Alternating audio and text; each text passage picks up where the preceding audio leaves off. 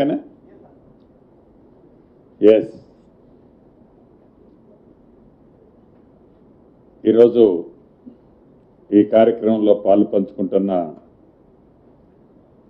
నా సహచర మంత్రివర్యులు పెద్దలు జూపల్లి కృష్ణారావు గారు, మరొక మంత్రివర్యులు పొన్నం ప్రభాకర్ గారు, మరొక తమ్ముడు సహచర మంత్రివర్యులు లక్ష్మణన్న, ప్రింట్ అండ్ ఎలక్ట్రానిక్ మీడియా మిత్రులందరికీ మనస్ఫూర్తిగా హృదయపూర్వక నమస్కారం. ఈరోజు 36వ రాష్ట్ర కేబినెట్ గౌరవ ముఖ్యమంత్రి రేవంత్ రెడ్డి గారి అధ్యక్షతన సుదీర్ఘంగా అనేక విషయాల మీద చర్చించుకోవటం జరిగింది. ప్రధానంగా గత కొద్ది రోజుల నుంచి శాస్త్రజ్ఞులు ఏదైతే చెప్తున్నారో దేశవ్యాప్తంగా ఎల్నినో ప్రభావం ఉంటుందని, దానివల్ల రైతన్నలు అప్రమత్తంగా ఉండాలని రాష్ట్ర ప్రభుత్వాలకు సూచనలు ఇస్తూ రైతన్నలకు కూడా అనేక సందర్భాల్లో ఈ శాస్త్రవేత్తలు సూచనలు ఇచ్చిన సందర్భాలు కోకొల్లలున్నాయి. ముఖ్యంగా సౌత్ రాష్ట్రాల్లో ఈ ఎల్నినో ఎఫెక్ట్ ఎక్కువగా ఉంటుందనేది శాస్త్రజ్ఞుల యొక్క వారికి ఉన్న అపారమైన పరిజ్ఞానంతో వారు చెప్పినట్లే ఇప్పటి వరకు 30 నుంచి 35% కంటే పడాల్సిన దాంట్లో 100% అనుకుంటే ఈ జూలై 17వ తారీఖు నాటికి 30 నుంచి 35% దాటి ఏ జిల్లాలో కూడా వర్షం తెలంగాణ రాష్ట్రంలో లేదు. దీని మీద రాష్ట్ర కేబినెట్ ఆందోళన గురవటమే కాకుండా దీనికి ఏ రకమైన చర్యలు చేపట్టాలి, అది తాగునీరు కావచ్చు, విద్యుత్ విషయాల్లో కావచ్చు, పశువులకు సంబంధించిన అంశాలు కావచ్చు, అనేక అంశాలు ఈ వర్షాధారణ మీద ఆధారపడే అంశాలు ఏవైతే ఉన్నాయో, నీటితో లింకప్ ఉన్న అంశాలు ఏవైతే ఉన్నాయో వాటన్నిటి మీద క్షుణ్ణంగా సుదీర్ఘంగా రాష్ట్ర కేబినెట్ చర్చించి రేపు 20వ తారీఖు నాడు ఎవరైతే ఇన్ఛార్జి మంత్రులు ఉన్నారో ఆ ఉమ్మడి జిల్లాకి ఇన్ఛార్జి మంత్రులతో పాటు ఒక ప్రత్యేకమైన సీనియర్ ఐఏఎస్ అధికారిని నియమించి ఆ ఉమ్మడి జిల్లాకు సంబంధించిన ప్రజాప్రతినిధులు ఏ రాజకీయ పార్టీకి సంబంధించిన వారైనా ఆ జిల్లాలో ఉమ్మడి జిల్లాకు సంబంధించిన శాస్త్రవేత్తలు వ్యవసాయంలో అనుభవజ్ఞులు ఎవరైనా ఉంటే వారిని కూడా పిలుచుకొని ఆ జిల్లాకు సంబంధించిన భవిష్యత్తులో ఎలా నడుచుకుంటే బాగుంటుంది అనే దాని మీద ఒక నివేదికను తీసుకురావాలన్నది రాష్ట్ర కేబినెట్లో మొదట నిర్ణయం తీసుకోవటం జరిగింది. సబ్సిక్వెంట్గా ఏవైతే ఉమ్మడి 10 జిల్లాల నుంచి సేకరించిన ఈ వర్షాభావ ప్రభావంతో నష్టం ఏదైతే జరుగుతుందో దీన్ని ఉమ్మడి 10 జిల్లాకు సంబంధించిన రిపోర్ట్స్ అన్ని గ్యాదర్ అయిన తర్వాత మళ్ళీ గౌరవ ముఖ్యమంత్రి గారు రేవంత్ రెడ్డి గారి సమక్షంలో దీనికి సంబంధించిన ఒక ప్రణాళికను తయారు చేసి తాగునీరు సమస్య టాప్ ప్రయారిటీ, పవర్కి సంబంధించింది టాప్ ప్రయారిటీ, విద్యుత్ కూడా ఎక్కడా అంతరాయం కలగకుండా ఉండే విధంగా ఎంత డబ్బైనా ఖర్చైనా పర్వాలేదు, విద్యుత్ ఎక్కడ అంతరాయం కలగకుండా ఉండే విధంగా చర్యలు చేపట్టాలని నిర్ణయం తీసుకోవటం జరిగింది. ఈ ఉమ్మడి 10 జిల్లాలకు సంబంధించిన రిపోర్టు వచ్చి గౌరవ ముఖ్యమంత్రి గారి సమక్షంలో నిర్ణయం తీసుకున్న తర్వాత ఈ ఆందోళనకరమైన పరిస్థితి ఏదైతే రైతన్నలకు కానీ రాష్ట్రంలో ఈ వర్షానికి సంబంధించిన ఈ కరువుకు సంబంధించిన ఆందోళన పరిస్థితిని కేంద్ర ప్రభుత్వానికి నివేదిక పంపి కేంద్ర ప్రభుత్వ బృందాలను కూడా రాష్ట్రానికి ఇన్వైట్ చేసి రాష్ట్రాన్ని తక్షణమే అన్ని రకాలుగా ఆదుకోవాలన్నది కూడా చర్యలు చేపట్టాలని రాష్ట్ర కేబినెట్ ఈరోజు ప్రత్యేకంగా దీని మీద ఫోకస్ పెట్టి సుదీర్ఘంగా చర్చించడం జరిగింది. రైతన్నలందరికీ కూడా రాష్ట్ర కేబినెట్ లో ఒక సందేశాన్ని ఇవ్వటం జరిగింది. ఇప్పటికే వ్యవసాయ శాఖ వారు ఏ జిల్లాలో ఏ పంటలు వేస్తే బాగుంటుంది అంటే ఇవాళ ఏదో చెరువులో కొద్దిగా నీరున్నాయని గబగబా వరేస్తే మళ్ళీ ఆ నీళ్ళైపోతే అది తాగునీటికి కూడా ఇబ్బంది వచ్చే పరిస్థితి ఉంది. అదే పరిస్థితుల్లో ఆ కొద్దిగా నీరైతే మళ్ళీ నీటి సౌలభ్యం లేని కారణంగా ఆ పంట కూడా ఎండిపోయే ప్రమాదం ఉంది. దీన్ని దృష్టిలో పెట్టుకొని ఇప్పటికే వ్యవసాయ శాఖ ప్రతి జిల్లాకి ఆల్రెడీ ఏ పంటలు వేయాలన్నది ఆ పంటలకు సంబంధించిన విత్తనాలను కూడా ఫుల్ ఫ్లెడ్జ్ లో ఏర్పాటు చేయాలన్నది కూడా చేశారు. ఇంకా ఎక్కడైనా షార్ట్ ఫాల్ ఉంటే వాటిని కూడా పురమాయించాలని గౌరవ ముఖ్యమంత్రి గారు సూచనలు సలహాలు ఇవ్వటం జరిగింది. అదే రకంగా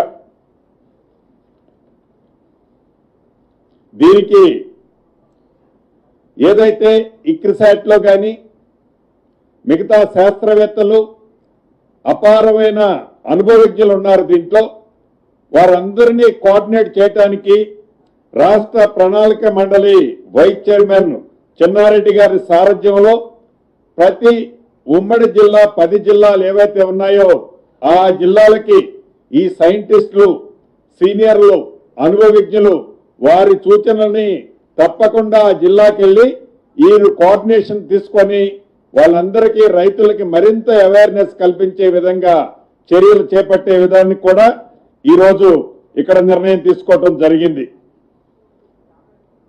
అదే రకంగా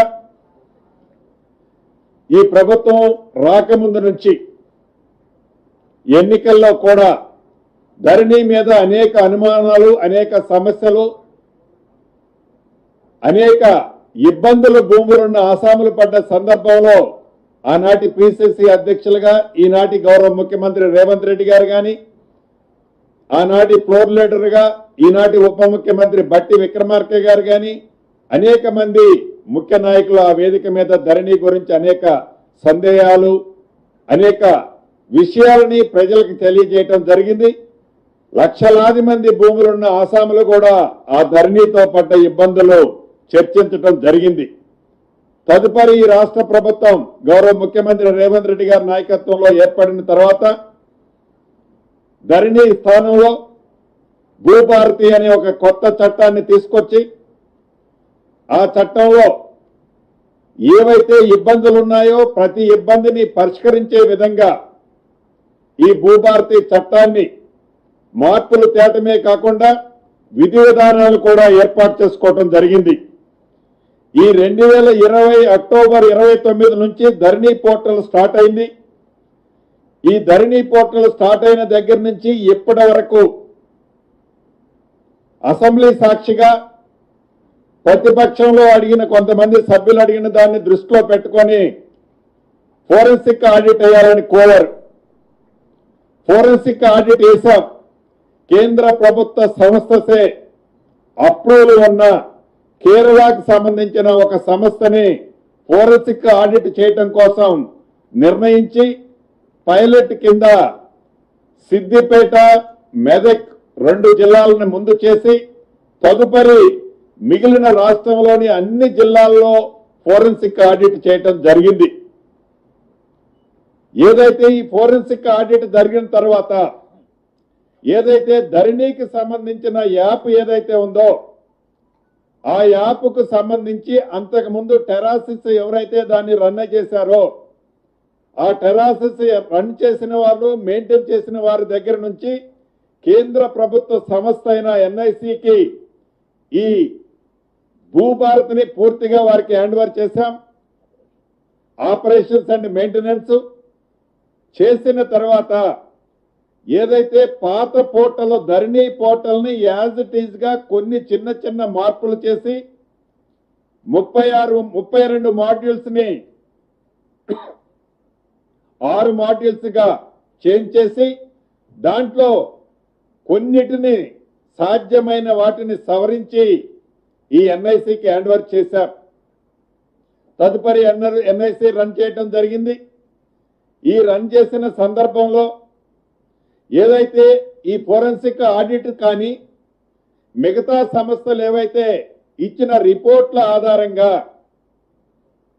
తప్పకుండా ఎప్పుడైతే ధరణి ఏర్పడిందో, ధరణి ఏర్పడి ఆ పోర్టల్కి సంబంధించిన టెండర్ దగ్గర నుంచి ఎప్పటి భూభారత్ వరకు పూర్తి విచారణ చేయటం కోసం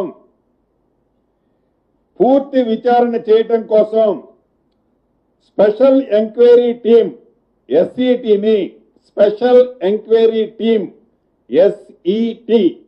ఎస్ఈటిని ఏర్పాటు చేయాలని రాష్ట్ర కేబినెట్ ఆమోదం తెలపడం జరిగింది. దీని ప్రధాన ఉద్దేశం ధరణి ఏర్పడిన దగ్గర నుంచి 2020 అక్టోబర్ 29 నుంచి ఇప్పటి భూభారత్ వరకు ధరణి పోర్టల్కి టెండర్ దగ్గర నుంచి లగాయించి ఏవైతే ప్రతిపక్ష పార్టీలు చెబుతున్నాయో ప్రొబిటెడ్ లిస్టులో లక్షలాది ఎకరాలు ప్రొబిటెడ్ చేసి ఆ ప్రొవిషన్ చేసిన వాటిని వారికి నచ్చినోరికి రిలీజ్ చేస్తున్నారనే ఆరోపణలతో సహా ప్రతి అంశాన్ని క్షుణ్ణంగా ఏమేమి ఈ ధరణి పోర్టల్లో జరిగాయి, ధరణి పోర్టల్ని ఎన్ఐసికి హ్యాండ్ ఓవర్ చేసిన తర్వాత ఏం జరిగాయి, దీని బ్యాక్ ఎండ్ లో ఎవరెవరున్నారు, ఎక్కడెక్కడ ఏమేమి జరిగింది అనేది పూర్తి విచారణ కోసం ఎస్ఈటిని స్పెషల్ ఎంక్వైరీ టీమ్ని ఏర్పాటు చేయటం జరిగింది. అదేవిధంగా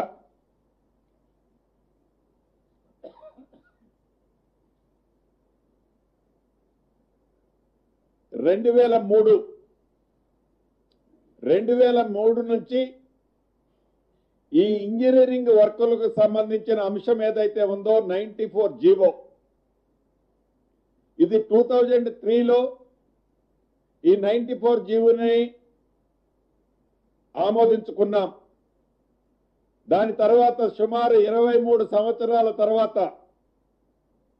ఏదైతే ఈ 94 జీవో తర్వాత జీవో నెంబర్ 1 కానీ ఒక్కొక్క డిపార్ట్మెంట్ ఒక్కొక్క కార్పొరేషన్ వారి కన్వీనియంట్ కోసం వారి టెండర్ల సిస్టమ్ లో మార్పులు చేర్పుల కోసం అనేక సవరణలతో వారు కొన్ని జీవోలు ఇచ్చుకోవడం జరిగింది. టెండర్ సిస్టమ్ అనేది ఒక పారదర్శకంగా లేదు. టెండర్ పిలవాలి అంటే డిపిఆర్ కావాలి, ల్యాండ్ అక్విజిషన్ మినిమం ఒక 70-75% కావాలి. ఈ డిపిఆర్ అడ్మినిస్ట్రేటివ్ అప్రూవల్ తీసుకోవాలి. టెండర్ ని యాజ్ పర్ సిస్టమ్ లో యూనిఫామ్ లో పిలుచుకొని భవిష్యత్తులో అది రివైజ్డ్ ఎస్టిమేట్లు ఇతరత్ర రాకుండా ఉండే విధంగా టెండర్ సిస్టాలు ఉండాలి. ఈ 23 సంవత్సరాల క్రితం ఏదైతే మదర్ డాక్యుమెంట్ గా పిలువబడే 94 జీవో ప్రకారం టెండర్లు జరుగుతున్నాయో, ఈ 94 జీవోకు సంబంధించిన అనేక మార్పులు వివిధ శాఖల్లో వివిధ ఇంజనీరింగ్ డిపార్ట్మెంట్లలో వారి కన్వీనియంట్ల కోసం మార్చుకున్నారో, అలా కాకుండా టెండర్ సిస్టము ఇంజనీరింగ్ డిపార్ట్మెంట్ అనే ప్రతి వర్క్ సింగిల్ అంబరెల్లా కిందకి తేవాలని, దాన్ని ఒక చట్టం తేవాలని, ఆ చట్టాన్ని రాష్ట్ర అసెంబ్లీలో పెట్టి ఆమోదింప చేయాలని ఈరోజు కేబినెట్ లో నిర్ణయం తీసుకోవటం జరిగింది. ఏదైతే ఈ చట్టం చేసడానికి అనుభవజ్ఞులు, నిపుణులు, ది బెస్ట్ ఎక్స్పర్ట్స్ తో ఒక కమిటీని కాన్స్టిట్యూట్ చేసి కేంద్ర ప్రభుత్వ సంస్థలు, అవి నేషనల్ హైవేలు కానివ్వండి, రైల్వేకి సంబంధించిన సంస్థలు కానివ్వండి, అనేక సెక్టార్లు ఉన్నాయి.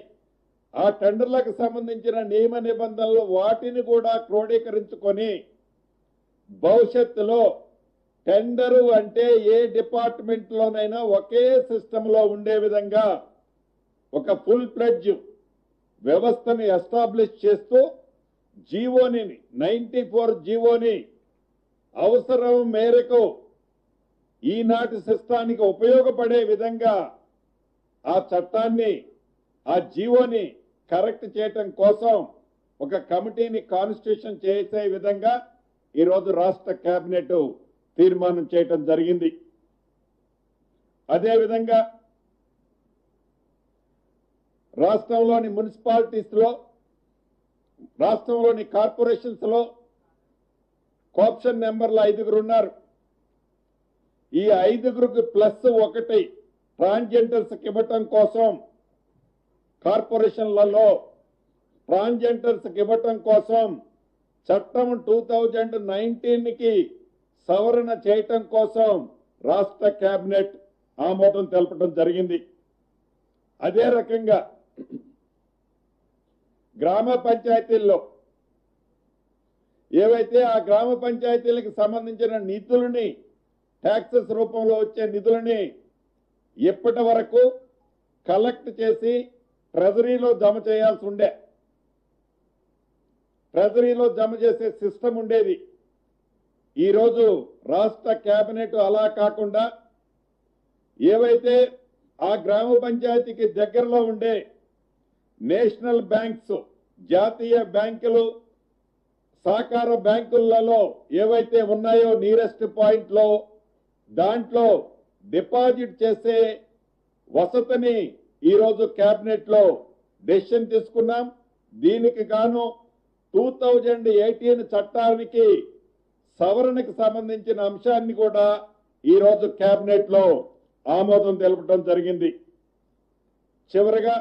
చివరడానికి ముందు ఆనాడు జలయజ్ఞంలో భాగంగా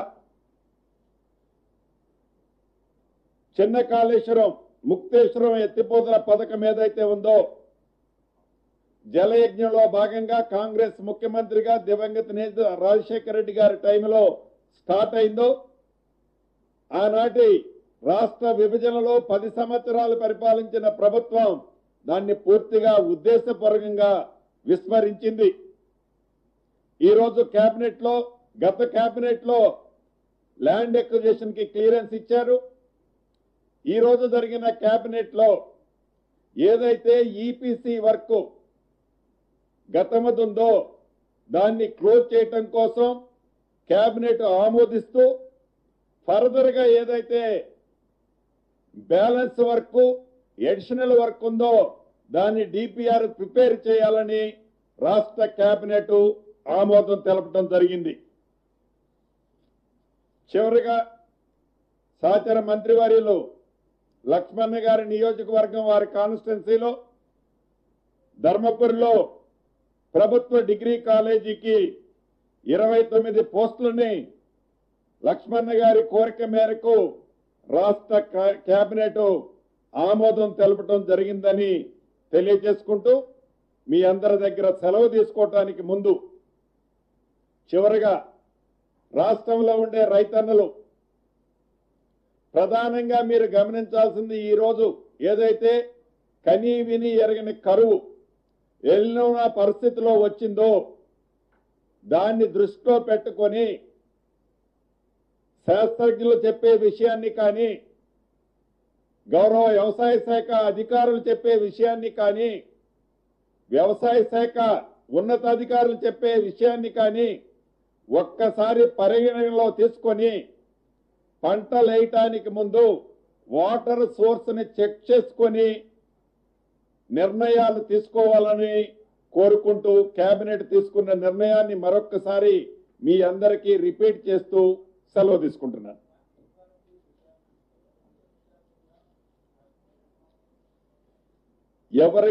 రేపటి వరకు, రేపు విచారణ జరిగే చివరి రోజు వరకు 2020 ధరణి ఏర్పడిన దగ్గర నుండి ఆ రోజు ఆ టెండర్ల సిస్టమ్ దగ్గర నుంచి, టెండర్ ఫ్లోట్ అయిన దగ్గర నుంచి ఈ రోజు వరకు ఉన్న ప్రతి అంశాన్ని క్షుణ్ణంగా పరిశీలించడం కోసం ఈ ఎస్సీ టీవీ ఏర్పాటు చేయడం జరిగింది.